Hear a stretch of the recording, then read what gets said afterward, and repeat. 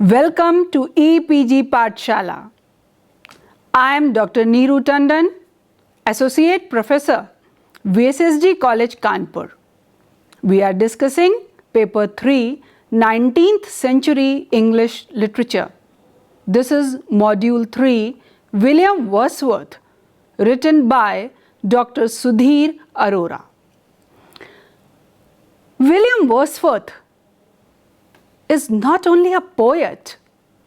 William Wordsworth is a name that symbolizes Romanticism, that is an icon of Romantic poetry. Let's know about William Wordsworth. His birth, April 7, 1770 at Cockermouth, Cumberland. Death, April 23, 1850. Father, John Wordsworth. Mother, Anne Cookson. Wife, Mary Hutchinson. And the most important character in his life, his sister, Dorothy Wordsworth. William Wordsworth, he was the second of the 5 children of John Wordsworth and Anne Cookson, and when he was only 8 years old, his mother died. He joined St. John's College at the University of Cambridge in 1887, and that was a very important period of his life. There, William Taylor, he was his teacher who inspired him to compose poems. He had never been serious about his formal education, but he was a good student. There, in Orleans, he fell in love with Mary Ann Vallon, known as Annette. It is said that he had a daughter, Anne Caroline, from her, but he never confirmed it. The Lake District always inspired him, and with Coleridge and Robert Southey, he was named as a lake poet.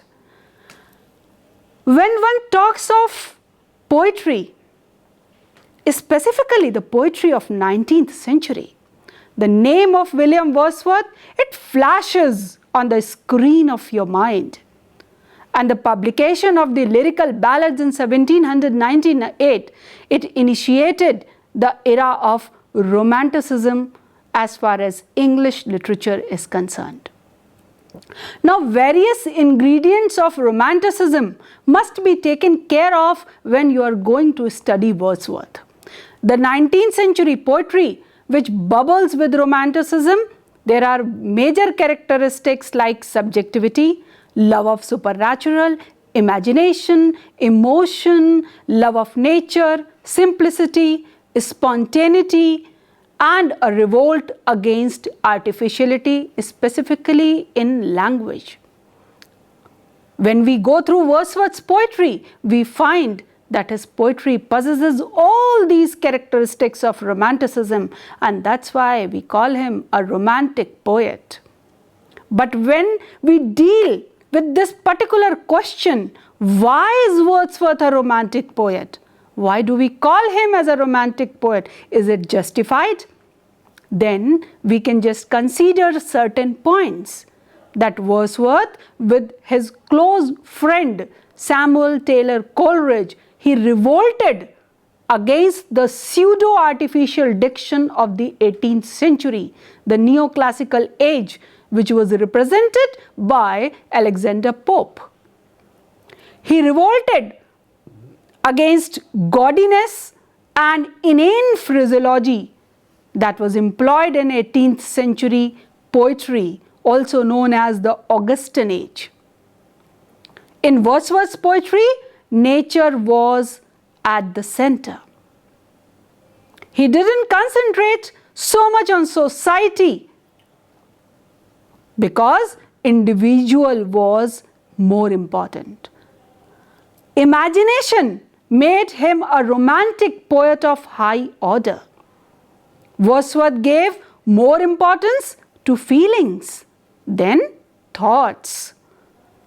His adoption of various lyric forms, like he wrote odes, he wrote sonnets, and his use of blank verse, distance from conventional subjects, and manner became the solid bricks in constructing the structure of Romanticism in Wordsworth's poetry. Now, whenever we talk of Wordsworth, we cannot just avoid a brilliant work that is known as Lyrical Ballads.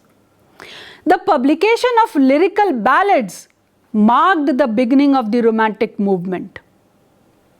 And Lyrical Ballads, it contained 23 poems. Out of these 23 poems, 19 were written by Wordsworth and rest 4 by Coleridge. Afterwards, just after 2 years, in 1800, he added the famous Preface to the Lyrical Ballads, and that was the second edition of the Lyrical Ballads. After that, in the third edition, written in 1802, he just wrote an appendix on poetic diction, and it was also added. To be noted, he penned more than 500 sonnets. Who can forget the word is too much? And many more. Now, let me quote significant lines from Preface to Lyrical Ballads, because after going through these lines, you will understand the importance of the Lyrical Ballads in a better way. I quote, "Poetry is a spontaneous overflow of powerful feelings, and it takes its origin from emotions recollected in tranquility. Poetry is the breath and finer spirit of all knowledge. It is the impassioned expression which is in the countenance of all science."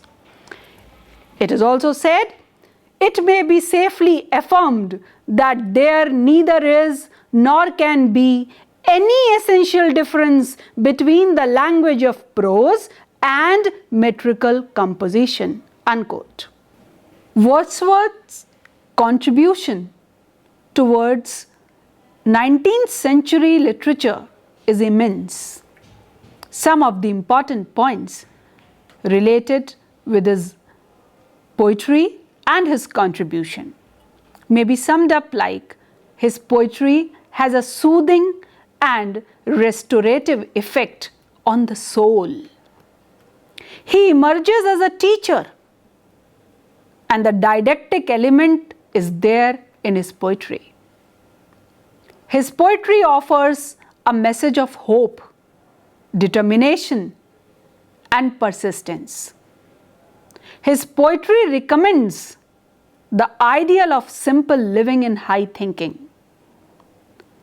His nature poetry is more needed in the present scenario than ever. Let us realize the importance of nature, because Wordsworth reminded us, let nature be your teacher. Nature is the guide, guardian, and soul. We all know how Wordsworth defined poetry. He just expressed his conception that poetry is a spontaneous overflow of powerful emotions recollected in tranquility. But let us also know how and what critics say about Wordsworth. I quote De Quincey, who said, "Wordsworth had his passion for nature fixed in his blood." J.C. Smith said, "Wordsworth is a mountain, the most massive in that lofty range which is called the Romantic Revival." In this module, we are discussing some major works by Wordsworth. The first is the Prelude, Book 1. You must know what is the Prelude, what it is about, how it was written, what was the aim.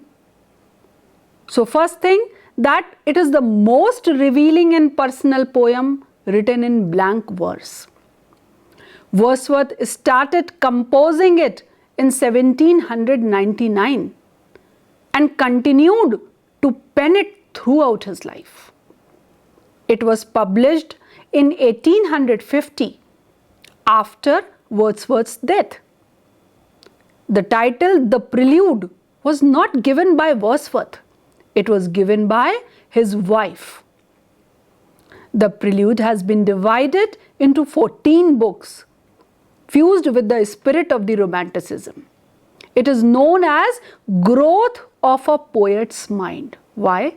Because in Prelude, Wordsworth just concentrates more what is going on inside and not what is going on outside. It is better known as the poetical autobiography, which explores the poet's soul progress through the self-discovery. It is the autobiography of the poet because poet narrates what he feels, poet narrates his experiences, poet narrates what he wanted to convey. Prelude records happy early childhood, troubles faced in the later childhood, the visionary experience as a child, education at Oxford and at Cambridge, love and illusion for the French Revolution, spiritual crisis, mental balance, and overall his faith in humanity.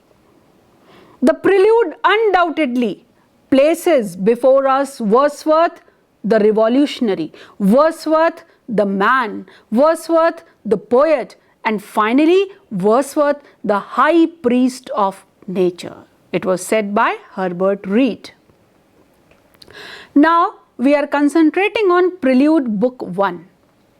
In the autumn of 1795, Wordsworth feels happy when he leaves London and he feels a soothing personality in the breeze. He recalls his friend Coleridge, who encouraged him to compose a philosophical poem, The Recluse. He is well equipped with primary gifts received from nature like forms and image also in addition. He is confident that he will be able to create a great work of art. He finds themes in abundance, but none of them strikes him to be a suitable choice. The Prelude, though possesses epical characteristics, but you cannot call it an epic in the traditional sense, like Miltonic epic. It is different. It does not focus on the outward happenings in the life of the poet, but it throws light on the growth that occurs within his mind. Somehow, nature teaches that there is an essential unity in all the objects. Now, there is a very interesting episode in the Prelude mentioned by Wordsworth that is known as boating episode. I'll just tell you in brief the story of the boating episode. Like the poet recalls the boating episode, which for him was an act of stealth and troubled pleasure, to show how nature fosters the poet's soul through fear also. You understand that Wordsworth always told that nature is the guardian of your soul. A guardian not only loves but creates fear also whenever required. In this boating episode, Wordsworth is expressing that nature creates fear as well. One summer evening, he unties the chain of a little boat and pushes it away from the shore without taking the permission of its owner. So, he felt that it is an act of theft. While moving, he hears echoes from the mountain sides. To his wonder, he sees a huge and black peak which seems to rear its head like a living being.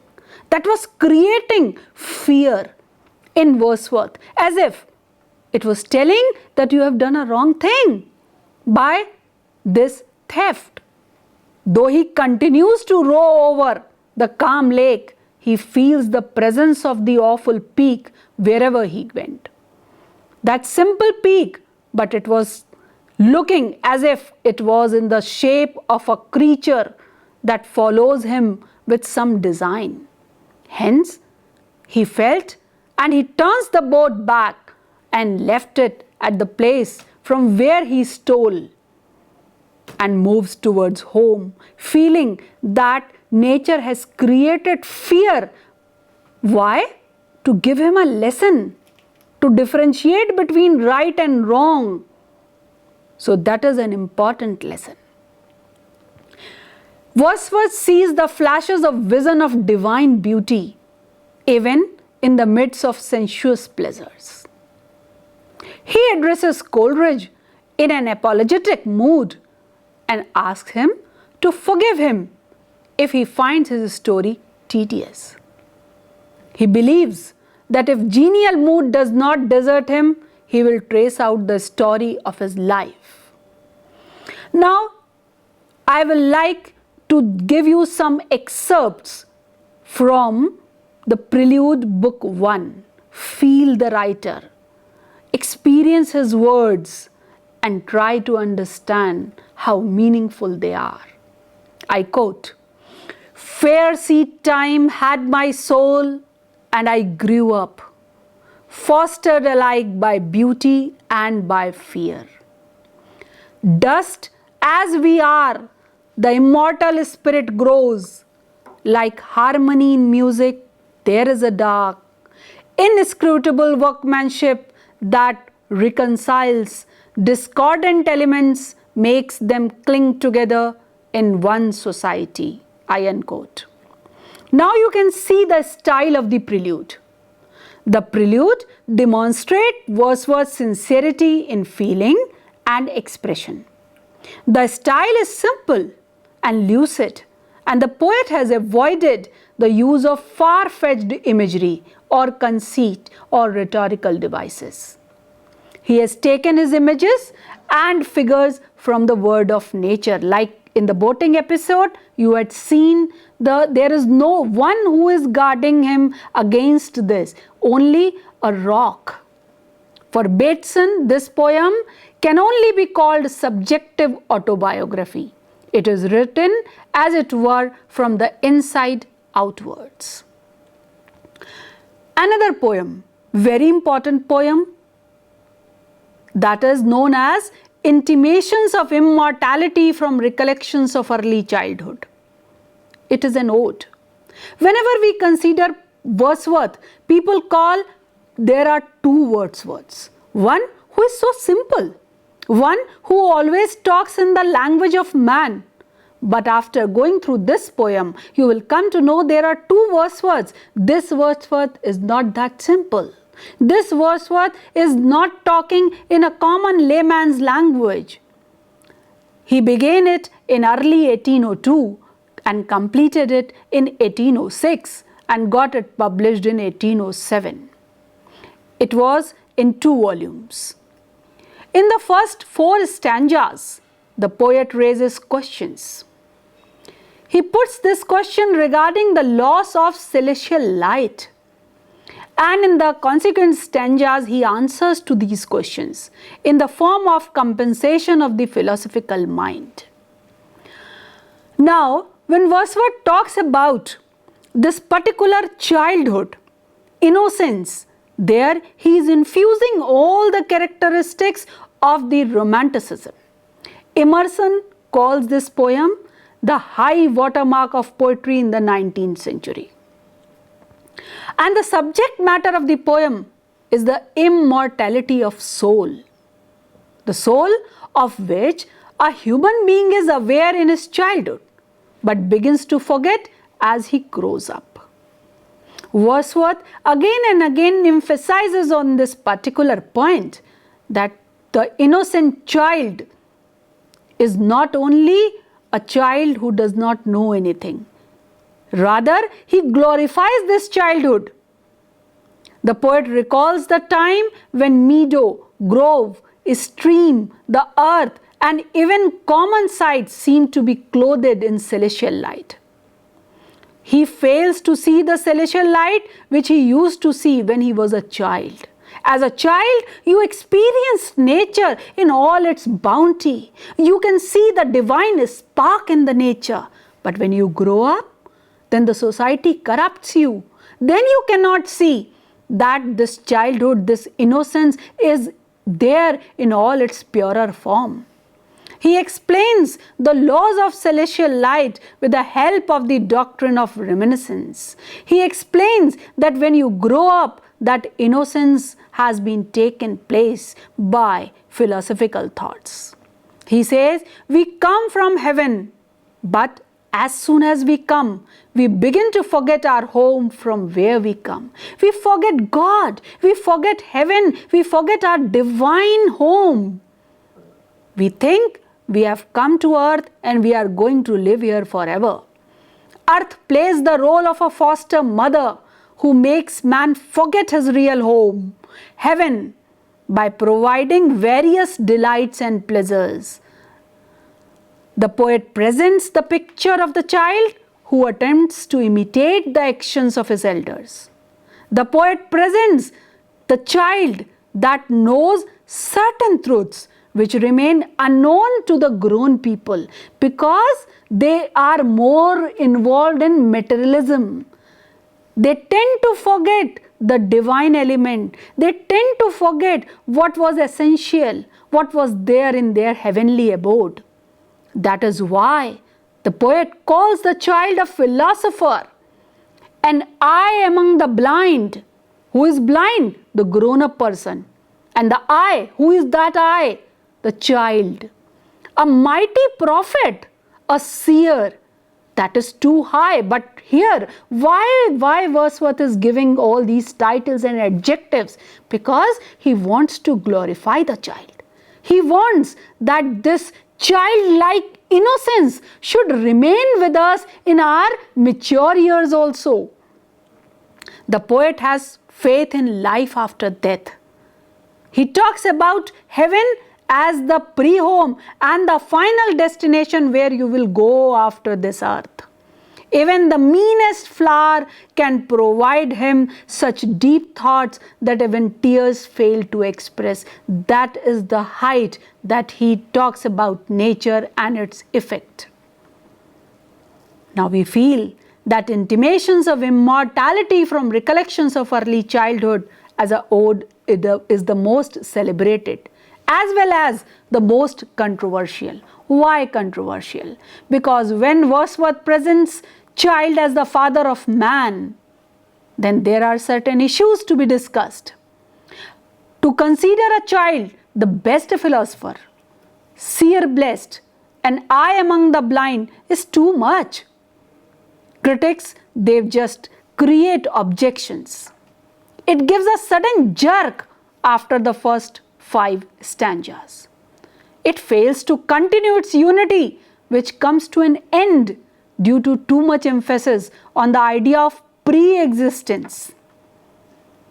Now, this is called Wordsworth's limitation as a poet. It is not a poem for common reader or a common man. It does not follow the parameters of simple diction. So here, 2 Wordsworths, the second Wordsworth appears in front of you. Now I will like to quote some meaningful excerpts from the ode. I quote, he says, "Our birth is but a sleep and a forgetting. The soul that rises with us, our life's star, hath had elsewhere its setting, and cometh from afar. Mighty prophet, seer blessed, on whom those truths do rest, which we are toiling all our lives to find." Now see what Wordsworth says, that the child, when he takes birth, he knows everything. He is a mighty prophet.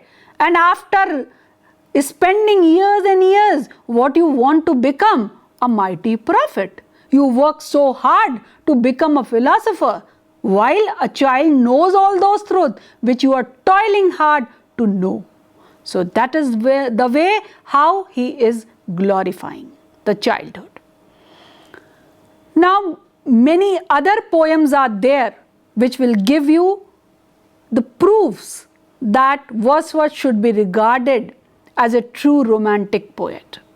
The poet had vague perception that there was a world of spirit beyond this physical world. He used to have that instinct which remained above human nature. He talks about all those things in the poems like Solitary Reaper. That is a beautiful poem. Solitary Reaper. Whosoever has gone through Wordsworth loves him because of such poems. The poem Solitary Reaper goes like this. Behold her, single in the field, yon solitary highland lass, reaping and singing by herself, stop here or gently pass. Alone she cuts and binds the grains and sings a melancholy strain. Oh, listen, for the vale profound is overflowing with the sound. Let me explain these lines to you. What Wordsworth says. Who is this solitary reaper? A girl who is solitary, who is lonely, without any companion. And she is reaper. She is reaping there in the field all alone. There she is singing a song. Wordsworth is so enchanted by this song. He stops and says, everybody, behold her. See her. She is single. There is no companion. Reaping and singing by herself. Now when he says that she is reaping and singing, he wants to just share that she is just enjoying her work. She is singing the song. And he says, stop here to listen that, or simply pass, gently pass. Don't disturb her. Otherwise, her song will be disturbed. Alone she cuts. There is no helping hand. And binds the grain and sings a melancholy strain. Now the point to be noted over here is Wordsworth cannot understand the language. Even then he can feel that this song is melancholic. This is sad. It is not a happy song. And he says that it is overflowing with the sound. He can understand the sound but not the meaning. Then he says, no nightingale did ever chant more welcome notes to weary bands. What he meant that the song was very, very sweet. He could not understand the words, he could not understand the language, but he could understand the melody. He could understand the meaning in a different level, meaning which his soul can understand. And that's why he compares her with the nightingale, the singing bird. And he says that the person who is going through that area is, if he is weary, then that song will help him, console him. Of travelers in some shady haunt among Arabian sands, a voice so thrilling never was heard. He's praising. In all his humility, he is praising and says, a voice so thrilling never was heard in spring time from the cuckoo bird. Breaking the silence of the seas among the farthest hybrids. And then he puts a very important question. Will no one tell me what she sings? Now he is so enchanted with the song. He wants to know what she is singing, what are the words, what she wants to convey through this melancholic song. Is she weary? Is she troubled? How she is singing, what she is singing, and he wants someone to come. In this image, you can see that a solitary reaper, a girl, is just reaping. Poet draws on rustic life. This girl is a rustic girl. She's a common girl. You see the theme of lasting effect of natural surrounding. You see the theme of loneliness. You see the theme of isolation from the world and its matters. You feel the role of memory. You find the power of recollection. You feel nature, nature as a source of peace and happiness, and it is all written in very simple language. So it is sufficient to just establish Wordsworth as a romantic poet, because these are the qualities of romanticism which he is inheriting and representing through this poem.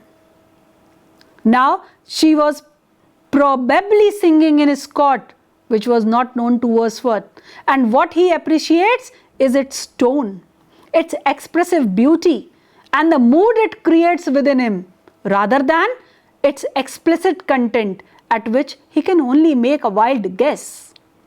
As far as its meter is concerned, it is written in tight iambic tetrameter. Each follows a rhyme scheme of AB, AB, CC, DD. Though in the first and the last stanza, the A rhyme is off.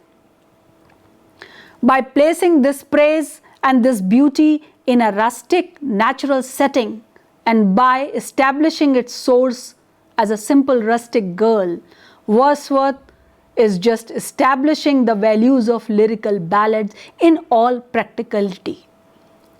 The rules that he has written in lyrical ballads, he is following them in his poems. Another important poem is Tintern Abbey. Without discussing Tintern Abbey, you cannot justify to understand Wordsworth as a poet in the real sense. This poem is very important because it gives you the 4 stages of William Wordsworth as a nature poet. It starts like this: 5 years have passed, 5 summers with the length of 5 long winters, and again I hear these waters rolling from their mountain springs. It's a beautiful poem. Wordsworth tells us that he is experiencing nature not only at present, but it is giving him food for thought for his future years as well. I quote, "While here I stand not only with the sense of present pleasure, but with pleasing thoughts that in this moment there is life and food for future years." Again, he gives a very beautiful simile when he says, "When like a roe I bounded over the mountains by the sides of the deep rivers and the lonely streams wherever nature led."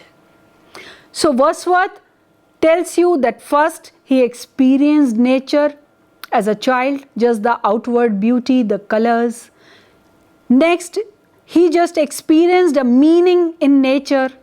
After that, he could understand the philosophical message of nature, and the final stage of pantheism, where the God, nature, and the man becomes one, is there. So he says, "Well pleased to recognize in nature and the language of the sense the anchor of my purest thoughts, the nurse, the guide, the guardian of my heart and soul, of all my moral beings." To sum up, I will say that Wordsworth's lyrical ballads initiated the era of Romanticism. It was important because it presented him as a man and presented the growth of poet's mind. Intimations of immortality of Ode presented his genuine side, his scholarship, and the poems like Solitary Reaper, Tintern Abbey presented the 4 stages of his love for nature. So enjoy Wordsworth, and for another thing you can go and just consult the text. I will just conclude with a few lines. "I wandered lonely as a cloud" by William Wordsworth.